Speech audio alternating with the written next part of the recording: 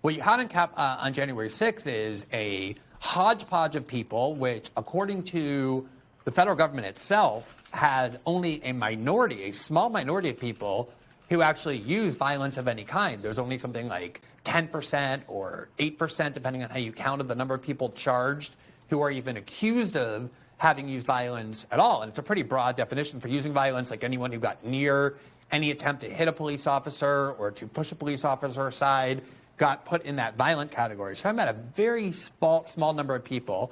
And then on top of that, not a single person during this entire 3-hour riot actually pulled out an arm, let alone discharged an arm. The only arm that was discharged was one that was used against the people who were protesting.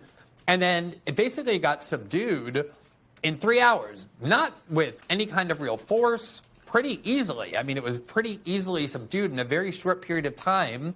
And I don't think anybody would argue, and I'm interested in whether you would, that this ever got near a serious threat to remove or topple the most powerful and militarized government ever to exist on the planet? I mean, do you think it even got close to a serious threat to do that? So just as a quick thing, going through all of these points, there's a whole bunch of things that's used to talk about January 6th that I feel like doesn't want to engage with the facts of what happened. And most of these points are just not relevant. So hodgepodge of people. It was a collection of Donald Trump supporters that had been called there weeks or months in advance by Donald Trump. All of these people showed up to his ellipse speech. A lot of them did. All of them marched to the Capitol, all chanting the same things with the clear goal of protesting the certification of the vote. That's why they were saying things like 1776, which we all recognize was a rebellion against Great Britain. It wasn't a hodgepodge of people. It was a collection of people that were all there for an incredibly specific purpose. I think it would be unbelievable for me to ever accept the idea that it just randomly happened that those people happened to be gathered, that were all supporting the same candidate, that was saying that Congress shouldn't certify the vote, that was trying to get Pence not to certify the vote, that these people happened to go down to the Capitol, they happened to engage in violence, they happened to succeed in delaying the certification of the vote. All of this happened randomly from a hodgepodge of people that were subdued in 3 hours, whether they were subdued, whether they discharged an arm. And to say that they weren't a serious threat is also crazy, given that there were times where these people were literally rooms away from other lawmakers. I think it's more incredible to say that it never was a serious threat. Like you yourself say that only a small percentage engaged in violence. What if that percentage instead of 10% was 15%? What if instead of 15 it was 20 or 25%? Who's to say what could have possibly happened afterwards, other than the fact that thankfully retrospectively we can look and see that it didn't get to that. But I mean, this was some tens of thousands of people that were many engaged in violent protests that were breaking into the Capitol and managed to delay the certification. How many people are you saying were at the Capitol on January 6th? I don't know. I've seen everything from 100,000 plus to some people say it was 50 to 70,000. I don't know what the exact number is. Who entered the Capitol? No, not who entered. Who were there protesting outside. Oh, how many entered? How many entered? The numbers I saw were anywhere from 1 to 2,000. Right. Okay. Yeah. So imagine if 5,000 would have entered or 10,000, right? Who's to say that there couldn't have been? Yeah, so just touching on Destiny's point, Glenn, at what point would you call that an insurrection? Or at what point would you say, you said 6-7% were violent, is there a certain percentage that it needs to hit? Well, I mean, Destiny himself acknowledged in the very first question I asked him that there's a quantitative component to this for sure, which is why nobody would seriously call two people with knives gathering outside the Capitol, even though they're proclaiming an insurrectionary intention or objective.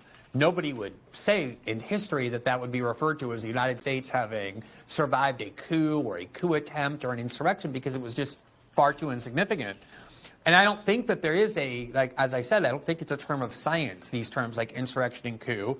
I think they're like a lot of the terms that we use in our political vernacular, like terrorism and hate speech or disinformation, that really has no fixed meaning. It all kind of depends on who gets to apply the term and for what purpose. Is a group using violence a revolutionary group fighting against corruption? Are they trying to topple the government and therefore terrorists? All these terms are very kind of shifting because they're points of propaganda. But what I think is that in order to make a serious case that this is a historic event, I mean, I think one of the Krasenstein brothers began by comparing it to Pearl Harbor or 9/11 and the Civil War, kind of invoking those kinds of events. Democrats have done that as well. I don't hold Destiny to that, but clearly there's a belief, I think, that this is like a major event in United States history.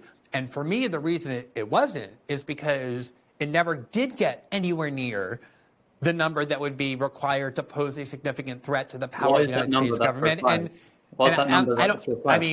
I don't think you can set a quantitative number. You can ask whether, and I think the kind of people who are there is so important. And that, I mean, Destiny dismissed the idea that it was a hodgepodge, trying to say they were all homogenized.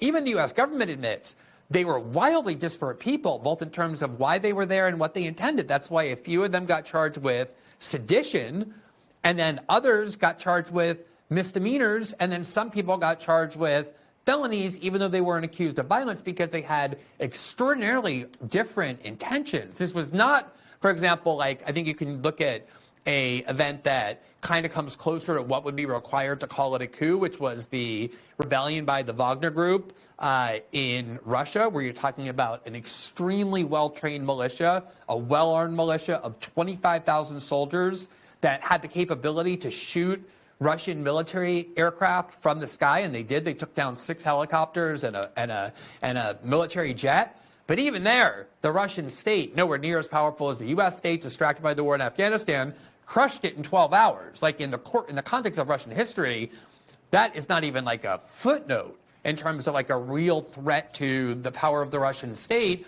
And yet, that at least had real numbers, 25,000 who were real soldiers. Most of the people who were at this Trump rally, remember the 4 who died on January 6th, 2 of them died of a heart attack. 1 died of a speed overdose. These are people who are not even fit, let alone well-trained soldiers, at least the majority of them.